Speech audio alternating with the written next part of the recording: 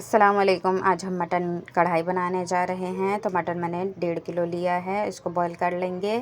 लहसुन डाल के, मिक्स गरम मसाला डाल के, नमक डाल के, 5 प्याज डाल के इसको अच्छी तरह से बॉईल कर लेंगे। हाफ़ डन होने तक 80% कुक करना है। फिर हमने लहसुन डालना है। 1 कप ऑयल डाल के लहसुन को फ्राई कर लेंगे।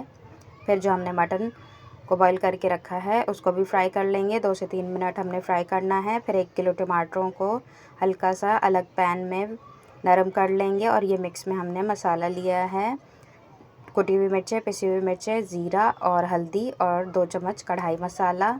पहले हमने जो टमाटरों को नरम किया है वो डाल देंगे। फिर हम इसके अंदर जो हमने मसाला निकाल के रखा है वो डाल देंगे। अब इसको अच्छी तरह से फ्राई कर लेंगे। नमक भी 1 चम्मच डाल देंगे, छोटा वाला चम्मच डालना है। और इसको अच्छी तरह से फ्राई कर लेंगे। नमक मिर्चें आप अपने हिसाब से रख सकते हैं। अब इसको अच्छी तरह से भून लेंगे, हल्का हल्का पानी डाल के, ताकि टमाटर जो हैं वो शोरबा बन जाएं। 5 मिनट तक भून लेंगे।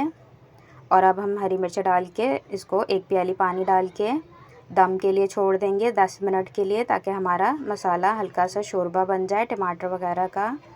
तो ये बहुत ही मज़ेदार बनती है। पूरी वीडियो मेरे चैनल पे मौजूद है, यूट्यूब पे, वहाँ देख सकते हैं। तो अब हम 10 मिनट के बाद चूल्हा बंद कर देंगे। देखिए माशाल्लाह बहुत ज़बरदस्त सी हमारी कढ़ाई तैयार हो चुकी है। रेस्टोरेंट स्टाइल हमने कढ़ाई बनाई है। और प्लीज़ मेरे चैनल को सब्सक्राइब कर दें।